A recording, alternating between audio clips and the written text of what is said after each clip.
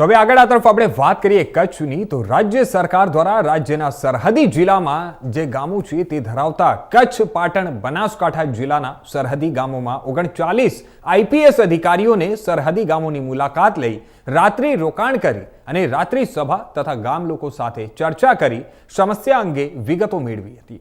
અને તે અન્વયે રાપર તાલુકાના બાલાસર પોલીસ મથક હેઠળના બેલા, મોવાણા, કુડા, લોદ્રાણી, નાગપુર, ગઢડા તથા ખડીરના રતનપર, અમરાપર, જણાન, ધોરાવીર, કલ્યાણપર સહિતના ગામોની મુલાકાત લીધી હતી.